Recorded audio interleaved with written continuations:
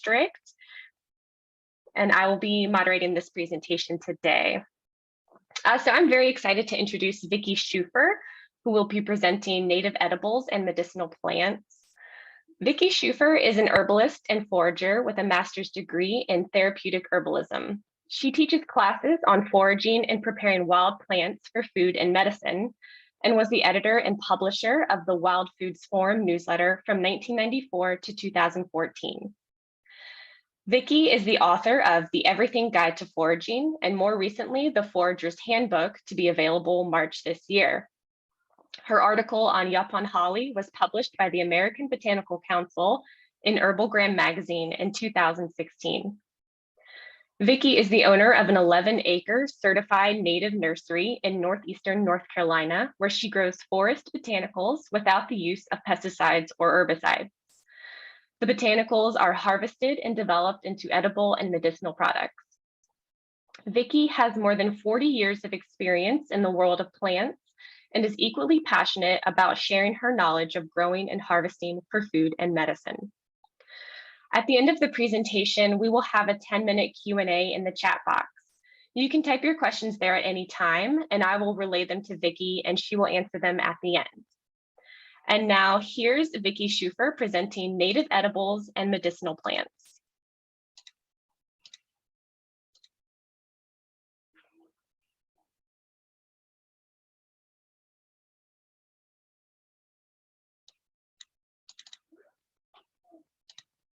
Okay, Vickie, can you see my screen? Mute. Okay, now can you hear me? Yes, I can hear you. Okay, it was on mute. Okay, so any other buttons I need to push or move? I think I can. Okay, am I ready to go? Yes, so just let me know when you want me to change the slide. Okay, very good. I can do that. And if you want to turn your video on. Pardon me? If you want to turn your video on, sorry. And let's see, start video. Okay, got it. Oh, yeah, does that work? Okay. Yes, great, thank you so much.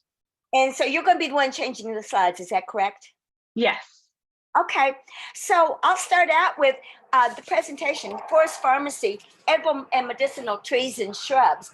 And so a lot of the trees and shrubs that we grow in our yards, a lot of times, these are natives. People are wanting to introduce natives back into the yard. For one thing, they're low maintenance, but also because they're wanting to attract wildlife and the pollinators, and native plants provide food for our native wildlife, including our insects, the pollinators. And so today I'm focusing on the trees and the shrubs and to some degree some vines, but these are things that you find in the forest areas that can be introduced into your yard for shade, for wildlife habitat, etc. So next. Are we there? Okay, very good. So I start with pines, and pines are the pioneers of the forest. And so if you have a yard and you have a garden and you just let it do nothing and do its own thing, pretty soon you're going to have these little seedlings popping up with little seeds on the top. Those are the pines. Pines they like a lot of sunlight. They're one of the first plants that will grow in first woody plants that will grow in an area that's been cleared, and they grow quickly. They need a lot of sunlight. And so these little sprouts, when they first come up, this is food. You can break off that seed, break off the root and eat them. It has a citrusy flavor. It's like vitamin C, and this is vitamin C. And so then as they continue to grow, those pine trees, the needles, can be used to make a tea for, again, vitamin C. Next. Pines also, they exude sap. So in this left picture, there was sap oozing from the tree. That sap is medicinal, and you can see it. It's like resin. The trees, conifers, produce resin rather than sap. So in this case, this is resin oozing from the tree where it has had a wound and the sap is oozing down. And so next, that sap can be used for antiseptic. It can be used. One of the things it's really good for is after it hardens, you can use it to as a fire starter. But in the spring, there's a lot of food out there. And when those male pine catkins start to swell, bottom right corner, those male catkins, as they start to swell, those are edible. They have a sweet citrusy flavor. But then if you collect them at the stage you see right now, the bottom right, and you lay them out on a tray, like the picture right above it, that pine pollen, that yellow dust that you see all over everything in the spring when you walk outside, that pollen is edible and it's medicinal. So it's one that, and it's easy to collect it if you just spread the catkins out on a tray, wait a few days, let it drop. And so you have this nice yellow, soft pollen that you can then add to your flour. You can add it to a lot of things in tea, or you can even just tincture it. So that pollen is very nutritional and it's very medicinal. So then the needles themselves are, again, you can make the tea from them. So pine tar is what is used to make pine tar soap. And that's, again, the resin from the tree. And that is your insect repellent. If you make soap using pine tar, then it helps to repel the chiggers, the mosquitoes, and all these other biting insects during the summer. Next. So coming up in the understory, under the pines are oaks. And so oaks, a lot of your old homesteads, you'll see oaks in the yard. The oaks they're the givers of life.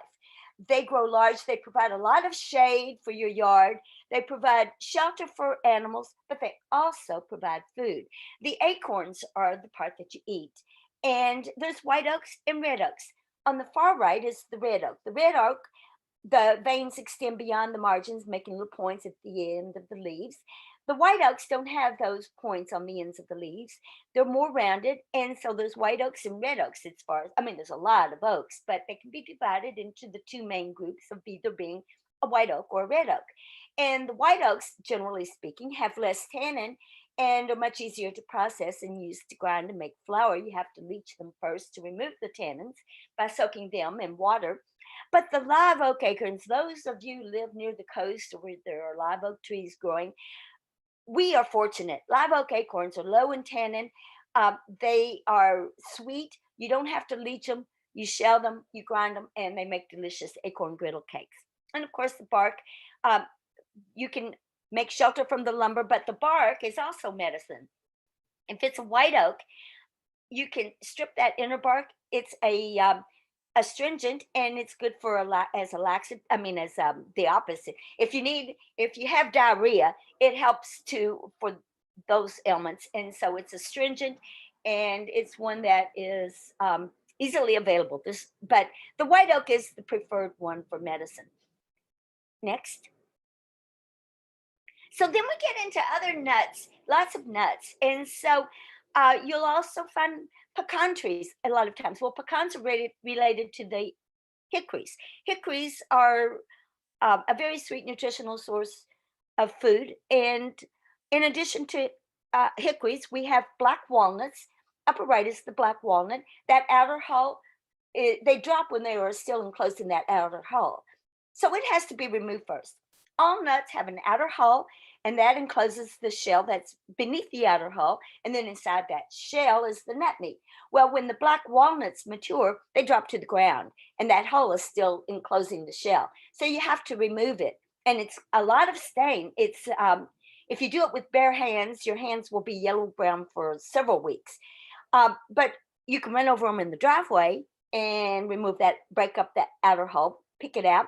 Then you get your nuts, spread them out on a tray to dry, and then you have your black walnuts.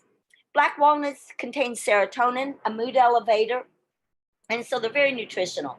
We also have other native nuts, include hazelnuts, hickory nuts, beech nuts, chestnuts. And so those are our main native nuts that we have. And these are all trees that can be grown in your yard. Hazelnuts make a wonderful yard tree. And so anyway, we have food all around us. Next. In the understory of the forest are the red bud trees. And these are just absolutely beautiful. And when you see them in the spring, those beautiful fuchsia colors, that's the time to harvest flowers. And you don't want to harvest a lot of them because you want to come back later and get the pods. But the flowers are edible. You can add those raw to your salads, to any kind of dishes you're preparing. You want to make a topping with a colorful topping. And so you can use some of the other edible flowers in the spring to make a beautiful edible topping. The pods, when they develop, those young pods, they're like little snow peas. You break off the ends and you can saute them just like you would a little snow pea, and add carrots or onions or whatever you want to add to them. But a very nutritional, tasty source of food. So next. Sassafras is one a lot of people have heard about. Sassafras, there's lots of parts of it that are edible, and it's been around a long time and has been used for by traditional peoples and the early settlers after that. And so people hear about the sassafras tea that's made from the root. In the root, there was some possible concern about it being a carcinogen, but that's not the only part that you can use. So yes, you can make a tea from the roots. And the spring is usually when you would harvest your roots before the leaves come out, and then you make your tea. It was used to detox and to purify the blood and to get you ready for summer activities. But again, that's not the only part that's edible. When the flowers come out, those flowers are edible. Completely different taste in the above ground parts and below ground parts. So the flowers are edible. They're more of a spicy taste. They don't have the root beer flavor that the roots have. And so these are very tasty to either just eat raw, and that's really the best way to eat them. And then the leaves, people have heard of the mitten tree. Well, sassafras is the mitten tree. It has 3 different shaped leaves. One, they look like mittens. One is a mitten for the right hand, a mitten for the left hand, and then one, you can be ambidextrous and have your thumbs on both parts. So anyway, but the sassafras leaves, you can find those in the grocery store. It's not called sassafras leaves. It's called fillet. Fillet is dried powdered sassafras leaves. It's used as fillet to put in your gumbo or whatever soups or dishes you're making.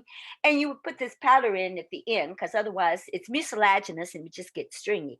So sassafras is one of those useful plants. The roots, the leaves, the flowers are all edible, all tasty, and all nutritional. Next.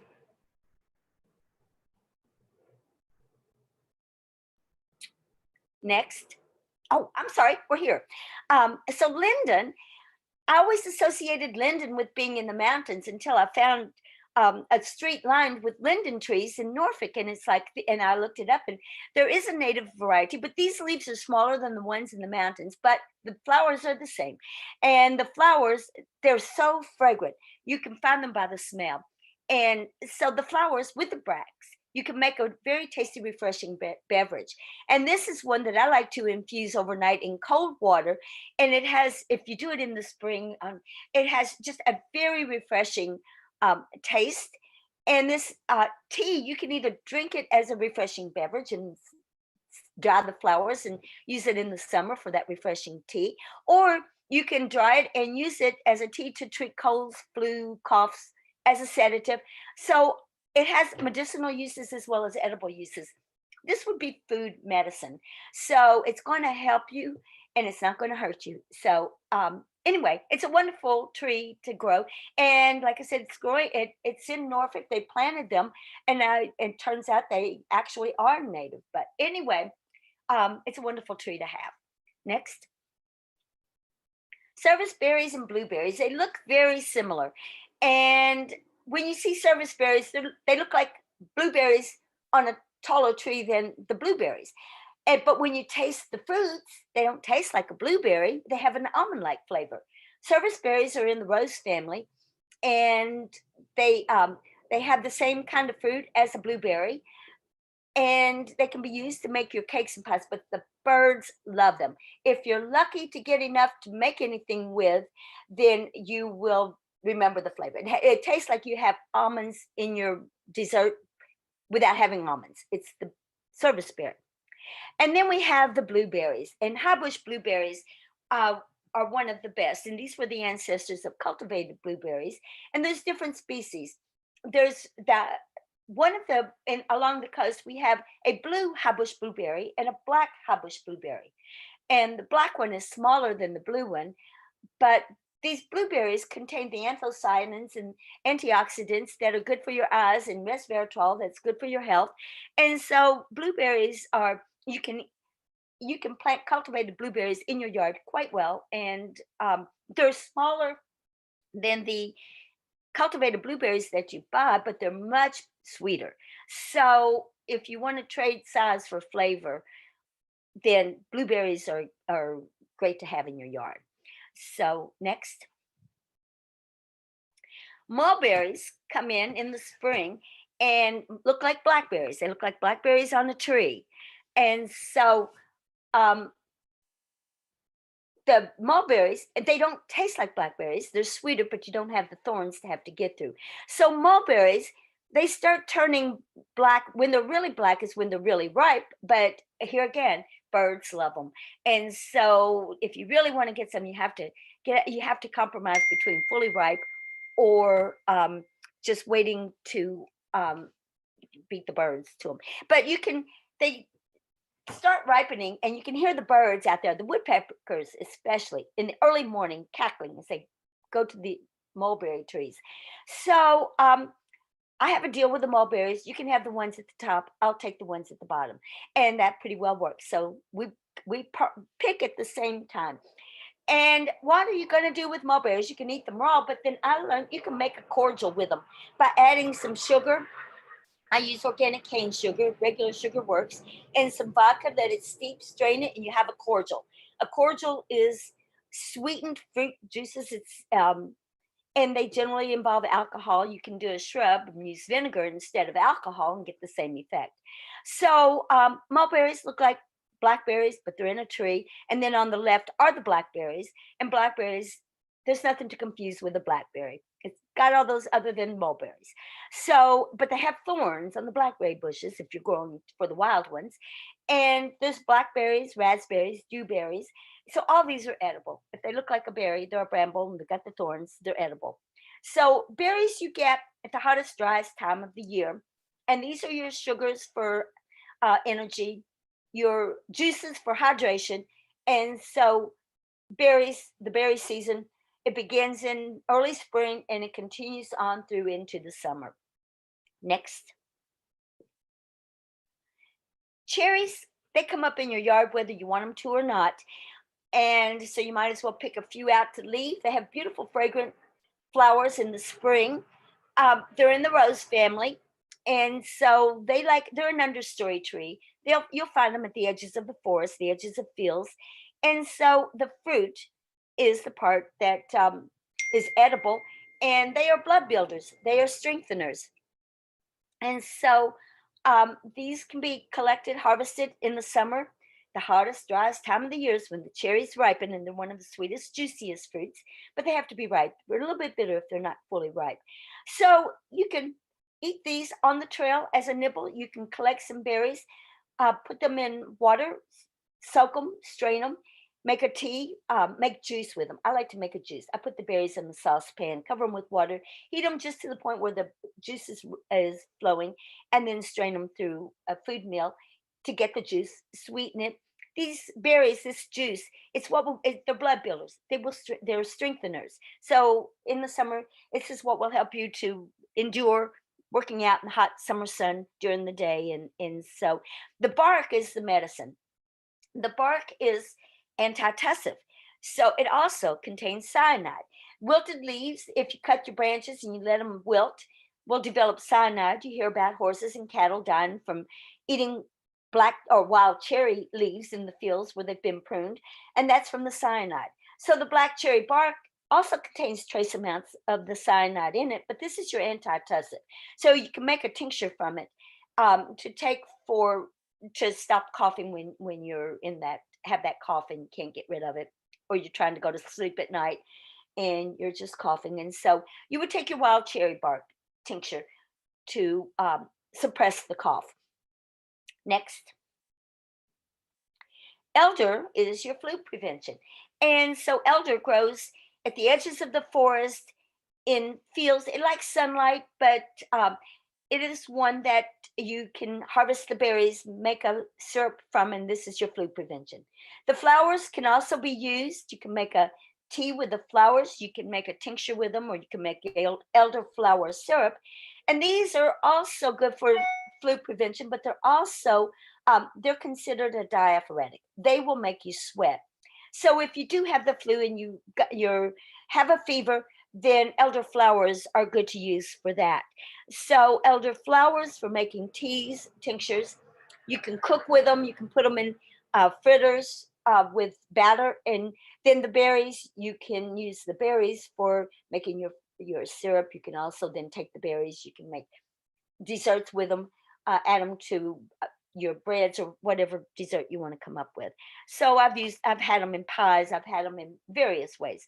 So, and just as a word of caution, if you're not used to eating these things, you could get detox cleansed. In other words, they could give you diarrhea if you eat too many. So if you eat them, you like them, you love them, you want to eat a whole bunch, go easy. Moderation. Next. Pawpaw, way down yonder in the pawpaw patch. That is it's in the custard apple family. It's like a little banana when it's ripe. But they have a pudding-like flavor, but really don't taste like bananas. They have their own flavor. And they have the large leaves, kind of banana-like leaves. But then the flowers are maroon colored flowers. They are pollinated by insects. So a lot of trees never get to produce fruit, not because they aren't in the right conditions, but because they're in an area where the crop dusters fly, or there's pesticides being used, and so the flowers don't get pollinated. So if you want your flowers to be pollinated, avoid the use of pesticides, and then you will get a fruit that can be eaten raw. You can use it in puddings or pies or whatever you want. So pawpaws are an attractive understory tree. They grow in the shade of the forest. They'll grow in the edges of the fields, and so pawpaw is a good one to have in your yard for food to consume. It's also a host plant for the spice bush. Oh, no, not black zebra swallowtail. That's who it is, for the zebra swallowtail. And so they will attract the zebra swallowtails to your room. So anyway, next.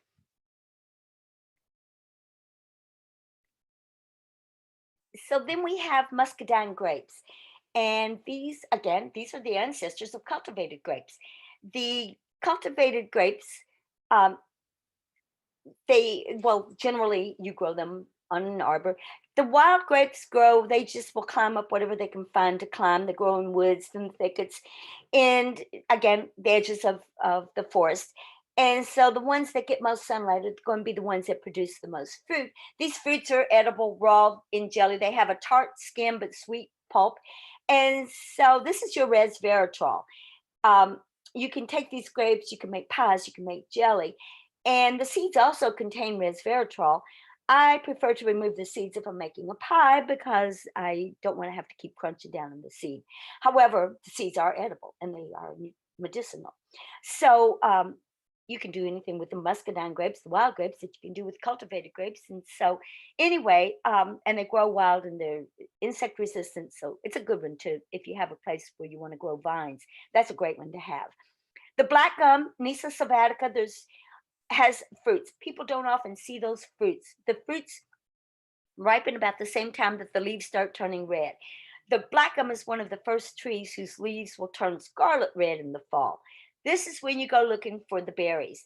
The berries, and they're hidden under the leaves. So you have to look to find them. Many people don't even know they're there. And once you find them, though, you taste them, and it tastes like a sour lemon.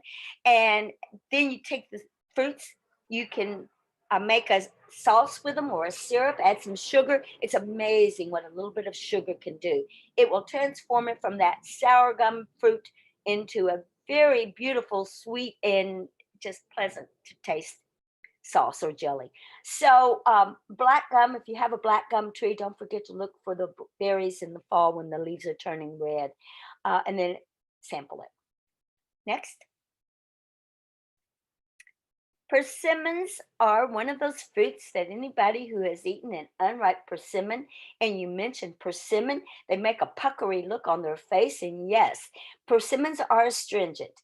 The unripe persimmons are, and it's when they turn soft and got a little bit of a mottled color in them that they are ripe. The one in the picture in the middle, that one is not ripe. That would make your mouth pucker if you tried to eat it. So it's very astringent. And this astringency is actually good for things like poison ivy or any other type of condition that you need to dry, that you need it to dry. So persimmons will can predict what kind of winter you're going to have. You cut the seed in half vertically, and in the center, the seed cotyledon is going to be in the shape of a fork, a knife, or a spoon. And if it's a fork, it's going to be a mild winter with plenty to eat. A knife, it is going to be biting cold. And a spoon, you're going to be shoveling snow. Yes, we did shovel snow. And yes, there were spoons in the persimmon. So I haven't found it to be wrong yet. Next. Prickly ash is one of my favorites. Prickly ash, it's in the citrus family. On the bottom, you'll see the trunk of the tree, sharp thorns. It's not real common, but it is a great one to have. It is one that, it's a host plant for the giant swallowtail. And so the only place I've ever seen the giant swallowtail is in the patch where there was some prickly ash. So the bark, it's also called the toothache tree.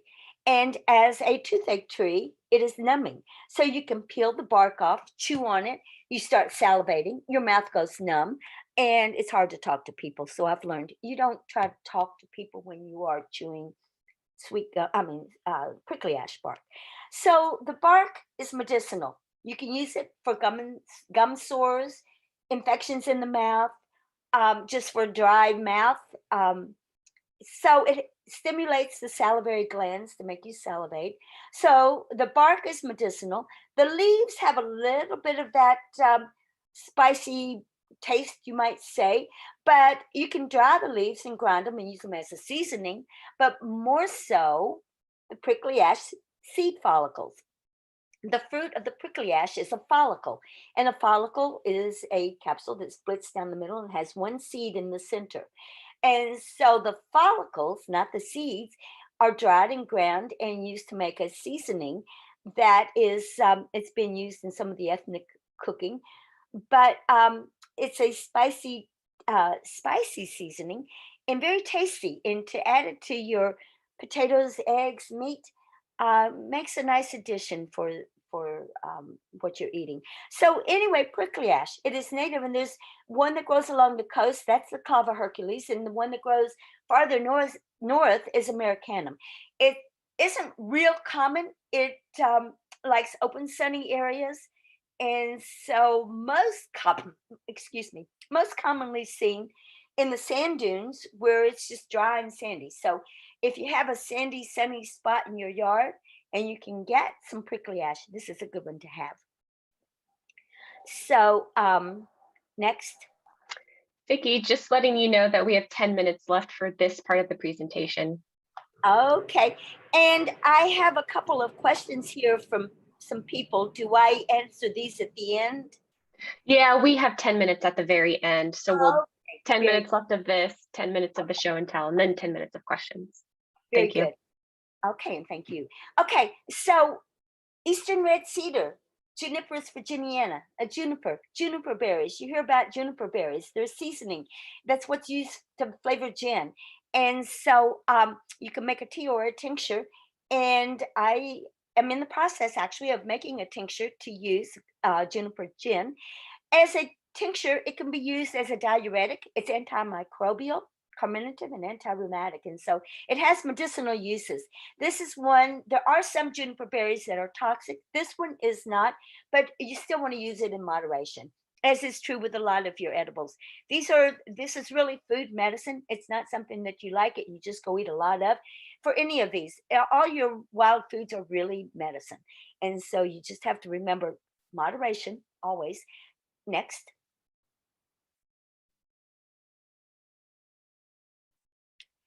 So Yopon holly. I think I have this one saved for the last one, but for the last slide.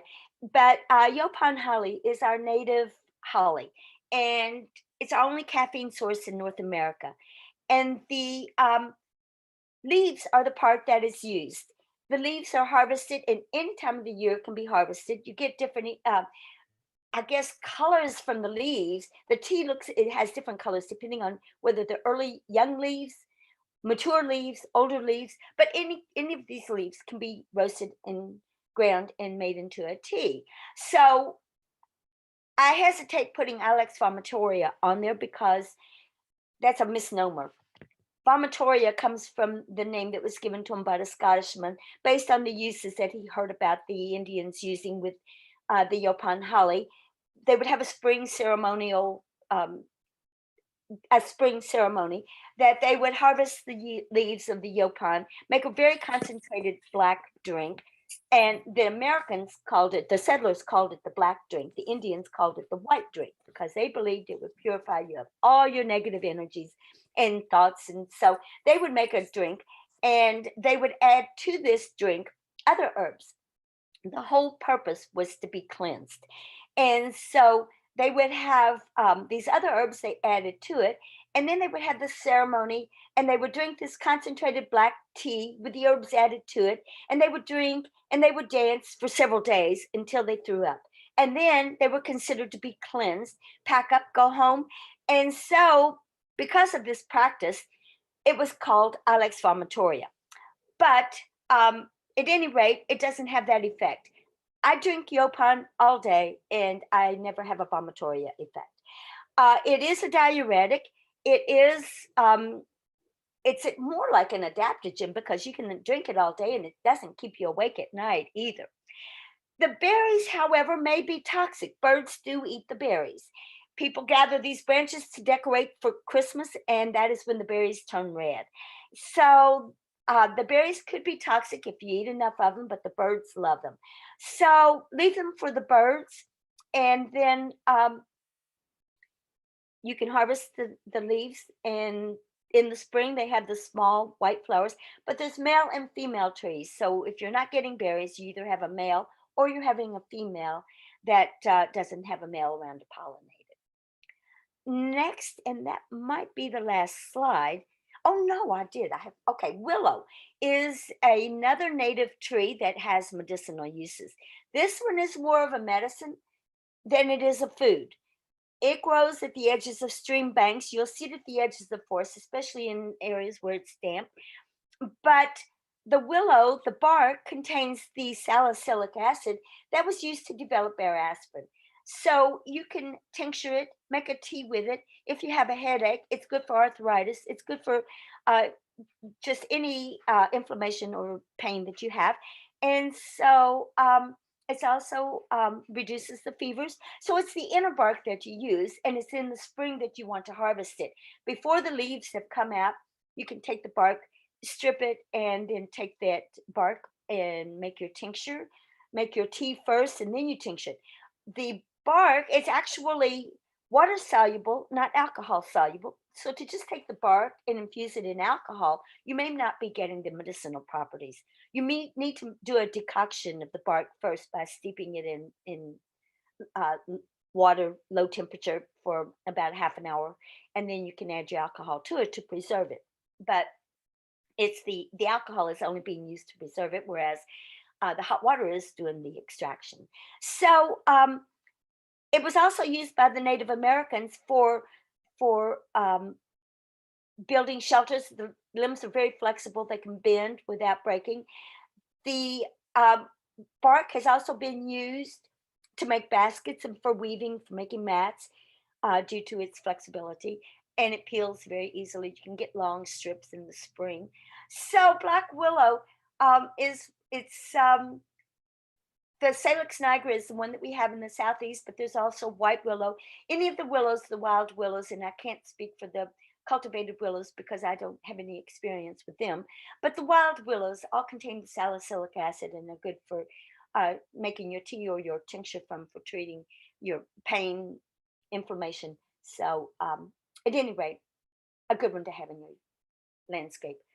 Next.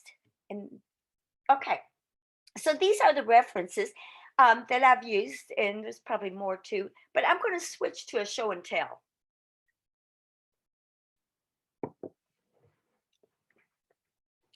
Now, can you see me? I cannot see you. I see the top few inches of your head. Oh, well, we don't want that. Hold on.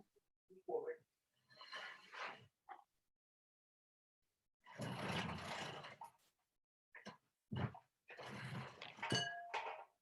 Okay, let me see if I can get me positioned here. Are we any better now? A little better. Okay. Is this better? Yes, that should be good. Okay, so I'm just going to start with a few things. I am a forager and I'm always gathering stuff.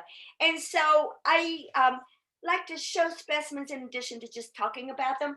And so I'm going to start with the pine because this is one that its branches are starting to drop off. And so since this is one that has vitamin C, this is one that I'm going to add to my juniper berry tincture that I'm making. So this is my juniper berries. I have them infused in vodka to make my juniper gin. And so then I will take these pine needles and I'll just snip them off and add these to my juniper gin that I am in the process of making. And so this is the cedar that the juniper berries have come from. And here are the juniper berries. And so the juniper berries, they're actually a cone. It's not a berry.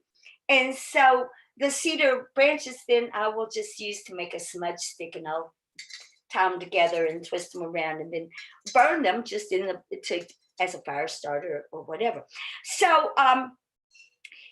these are the juniper berries. And then I didn't talk about sumac, but I have the sumac, the actual specimens. So we have smooth sumac, staghorn sumac, and winged sumac that I'll grow in the Southeast. There's, I guess, a fragrant sumac in some areas, but it isn't here. When you mention sumac, someone always says, but isn't that poisonous? There is a poison sumac, and it's not very frequently found, but everybody's heard about that one, but they haven't heard about the one that you can use for food and for medicine. So sumac contains malic acid, citric acid, and so you can strip these berries off. And after you've stripped them off, then you can, I like to put them in the blender and grind them up. It doesn't break up the seed, and then you can take that powder that is spun off of the berries, infuse it in cold water, and I prefer cold. You get a fruitier tasting tea if you do it in cold water, and let it steep for several hours. If you want it quicker than that, you can do a hot water infusion, and it'll be ready much sooner. So this tea that you're making from the sumac, it has malic acid, citric acid. It's good for coughs and colds, and it's refreshing and good you can dry it easily. So this is one I've had drying since the fall when I harvested it. And it dries naturally, and then you can just strip it off as you need it and use it. So it's also the powder, if you strain off the powder, remove the seeds, siphon off the seeds, that powder can be used as a seasoning. It's a tart, lemony taste. And so you can make your sumac aid, you can make your seasoning. And again, this is food medicine. So going back to the conifers, the pine, I do have some pine sap that I have collected. This pine sap at this stage, if I needed it for the sap, I could melt it down. But what I use it for at this point is to start fires. So you can put this in your little tinder bundle and you can break it up in smaller pieces, and it holds the heat. And this is what you can use to get a fire going, even on a rainy day.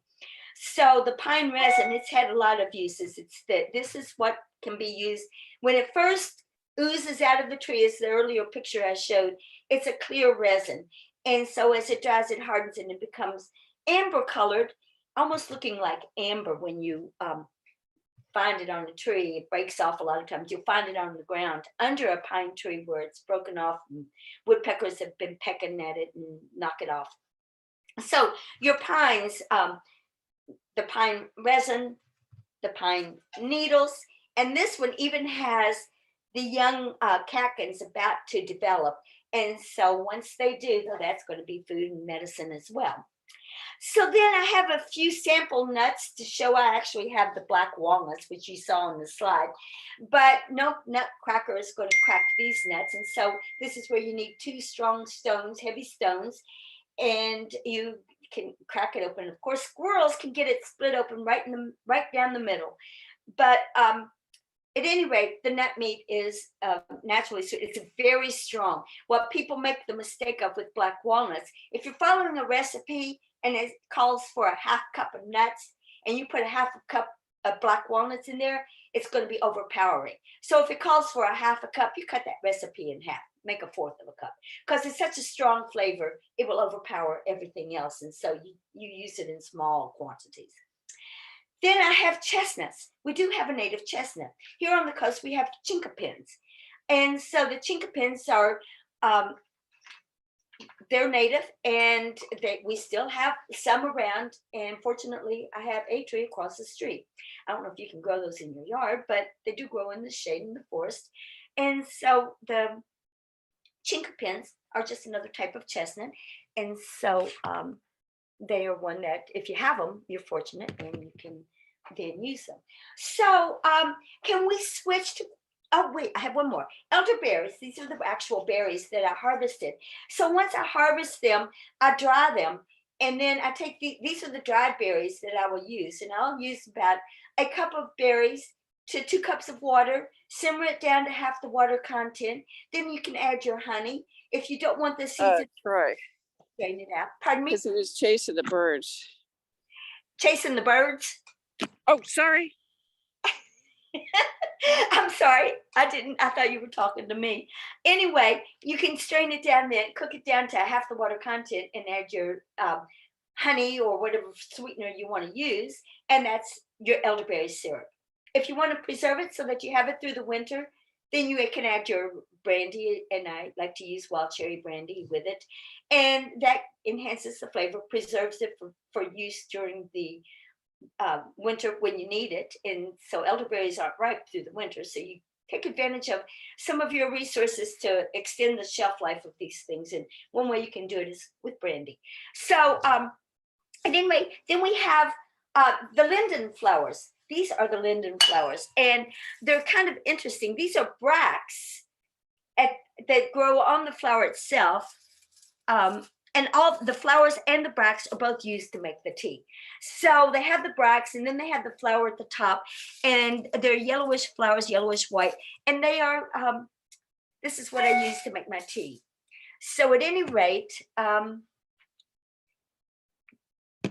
these are the linden flowers. Okay, now I think I'm ready for Q&A. Do I go to the chat room? Yeah, so I have, we have some really positive compliments, and I definitely agree. That was wonderful, Vickie. And we do have some questions coming in. So our first one from Alice, she said, I have heard that pawpaws are pollinated by flies. Is that true? Yes. And well, the picture of that flower, you could see the fly on the flower going for the pollen. And so let me pull this out and come back in. Yeah, I did see that. It looked like a fly, and I remember you had said insects. Yes, it was a fly. I don't know what kind of fly it was, but more than likely it was a native fly. Our native plants attract native insects, and so more than likely it was a native one. And so, yes, flies are what pollinated it. And the smell of the flower is kind of that pungent smell. It's not a sweet, fragrant flower. So anyway, it attracts the flies. So I think that's what I've seen mostly as the pollinator for it. So in the spring, what are they trying to get rid of? Flies, any of those insects. So if you want your fruit, you got to have your pollinators. Yeah, thank you. Those are beautiful maroon flowers. They are. It won't be long. They're already, the buds are starting to swell. So it won't be long. They bloom early before the leaves come out. Okay, great. Next question from Mark. What are the rules for ethically gathering so you don't overharvest populations? And how do you ensure you aren't getting plants that may have been treated with pesticides? Well, if you grow them yourself, you grow your own, you know your own. Most of mine come from my yard.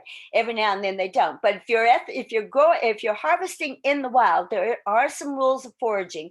And one of them is if there's If there's a lot of it, you take what you need. If there's only a few specimens of here and a few there, you may look around and see, do you really need this? And if you're gathering fruits, then you always scatter fruits for the birds. You leave some to reseed, and then you leave some, like I always say, for the next group of foragers. So with the berries, they're a renewable resource. So you just don't gather all of them. And generally what you find is they're so small, I go from one patch to another. I can't stay too long in any one patch. So I leave a lot behind when I'm gathering blueberries or cherries, just simply because of the time and energy used to pick them. But then if it's roots, roots are a little trickier because you're digging up the plant. But some roots you can dig up and cut off the bottom part of the root and then replant it. And that would be things, and we don't have ramps in this area, but in the mountains where they do have ramps and people like to go out and forage, that's one way you can do it and not harm the population. So if you can take the tops and replant them, that's great. If it's something like tubers, you just make sure you put tubers back in the ground. So let's see. What were some of the other questions? The main things, just make sure you leave them for the birds and some to reseed and some for others. But if you really want to know what's been, and with herbicides, if herbicides have been used, you're going to see evidence of them around where you're growing. And if there's no obvious, if you're in a place where there should be some dandelions, there should be some of these, weeds that we see on a regular basis. If they're not there, then they've probably had some herbicide sprayed. So move on.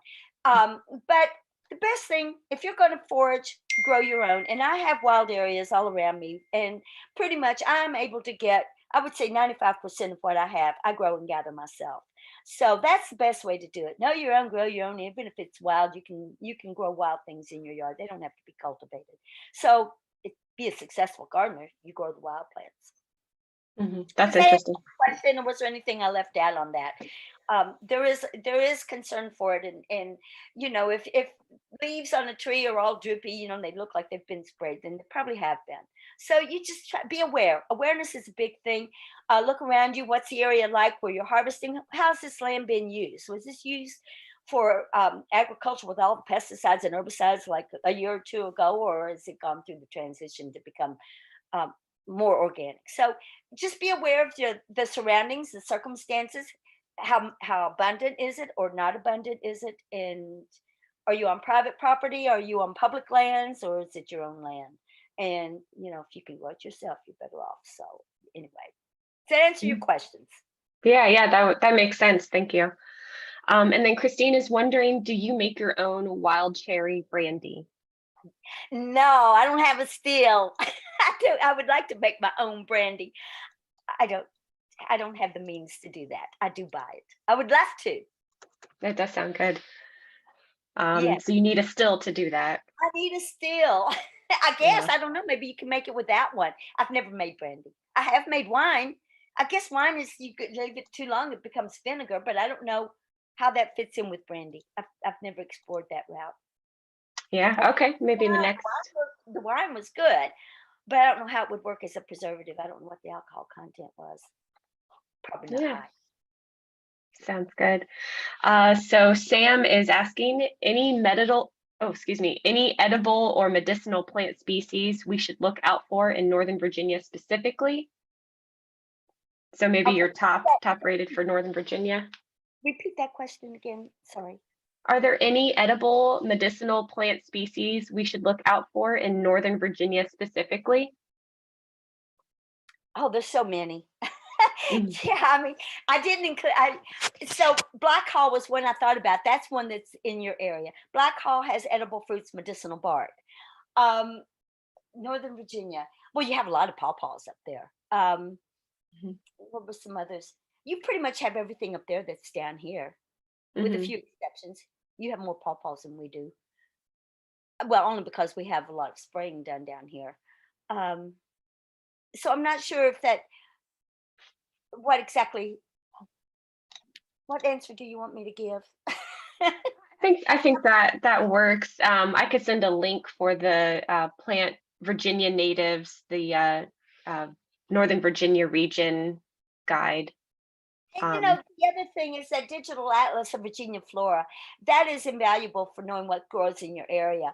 And if there's a plant that you're interested in or that you're curious about, you can go to the digital atlas and it will tell you if it's in your area or not. But as far as edible medicinal plants, I've done programs up there numerous times, and there's a ton of them. I mean, you would be all day going over which ones are edible medicinal. There are people up there who are doing classes on the edible medicinal plants. And so I know Teresa Boardwine does, and she's in, it's at Little Washington area, somewhere up there. And so she does a lot up there with the edible medicinal plants. And so, yeah, they get a lot of the same things we get down here. Yeah, okay. Sam said that's helpful. Thank you. Okay. So a couple more questions. Kitty said, you mentioned that pine sap soap helps to repel chiggers. Do you have any other suggestions for repelling chiggers when out? Their bites are the bane of my gardening. Yeah, that sounds terrible. I use pine tar soap, and I do make an herbal insect repellent, but I very rarely use it because I don't need to. Pine tar soap, and you can buy it commercially. I don't make my soap. I'm not a soap maker, but there are those who do, and I guess they get pine tar somewhere commercially. But I keep pine tar. That's the only soap I use in the summer, and I find that's all I need to do.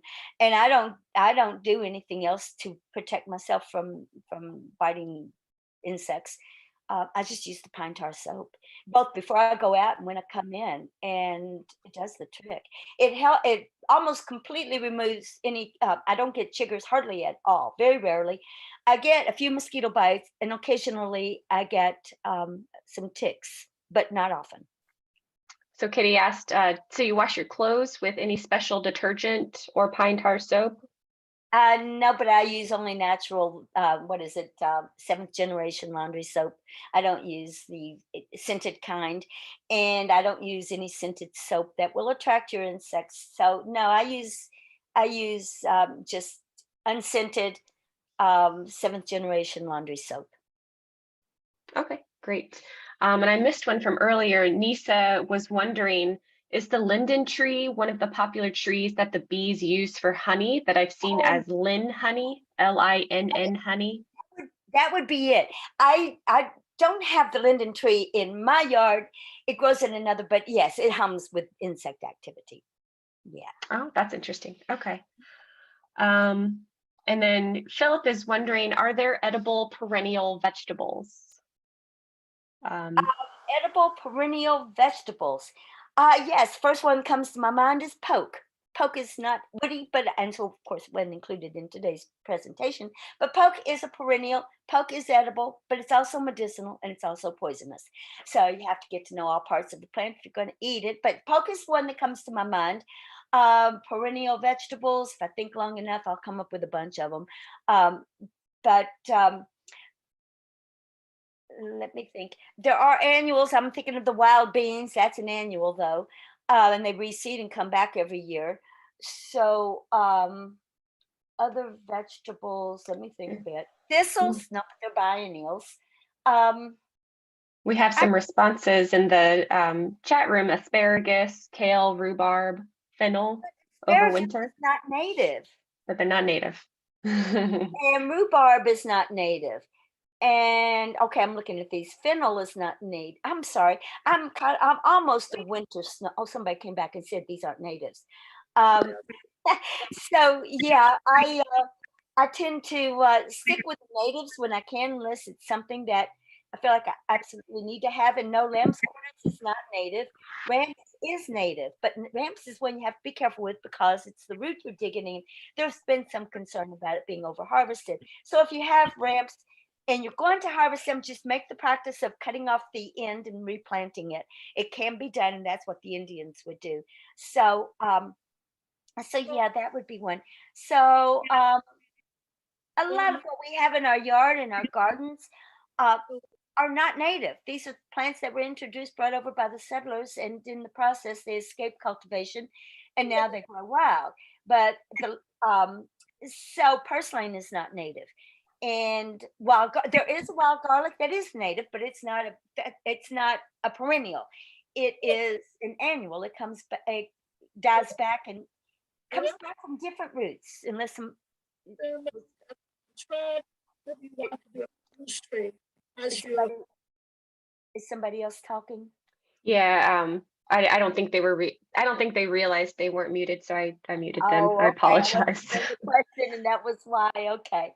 Okay. Yeah. So, so there's wild garlic, there's wild onions, and so there is a wild onion that's not native. The garlic is field garlic, and it is native, but so there's a mixture, and you'll find them both growing in various places. And then you go someplace and you have wild garlic, field garlic, and so some are native and some aren't. But if it smells like garlic or onions, it's edible. And so, but yeah, so some are, some aren't. So other hackberry, known for any medicinal purposes. Hackberry, I call that one a tease. It's got the skin around the berry tastes like a date. It's sweet, but it's a tease. That's all it is. A thin layer of skin. However, I have heard of people taking that and tincturing it. And so, and I don't know what the medicinal value would be because I haven't explored into it because I haven't used it. So sorry, but I do know it's edible. And if it's edible, it's got medicine in there, probably vitamin E and other things, but I don't know what specifically it would be used to treat. So again, this food medicine, just use it, eat it if you have enough to nibble on. Oh, sorry. We did have a question about lamb's quarter. Is that native? No, lamb's quarters is not native. Well, Amaranth. maybe not morning light miscampus. Okay, morning light miscampus is a. I'm sorry. I think that was another accidental unmute. I thought maybe so, but okay. Yeah, it happens. Okay.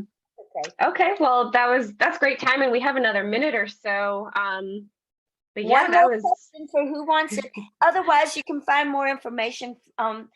If you have questions, you can email me at wildfood@cox.net, or you can check out my website. I have a listing of the native plants that I do have in my nursery that are available, and you can. The listing is on my website at wildwoodsfarm.us. And so, otherwise, if you think of something, you have a question, you can contact me, and I just be patient on me getting back to you. My email doesn't always happen, but I will try.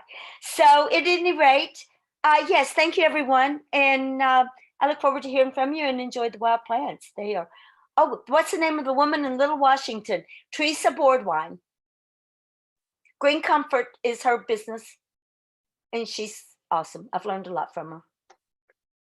great. Thank you. And so I have Vickie's email and your farm website in the chat box if anybody wants to check those out and follow up with Vickie. That was really, really excellent. Thank you so much. And thank you all for the great questions. I hope you all enjoy the rest of your symposium. And we do have our 30-minute break. So make sure you get back here by 1 for the last breakout session. Okay, it's a beautiful day outside, so I feel the plants calling me. Y'all have a great afternoon. Thank you. You too.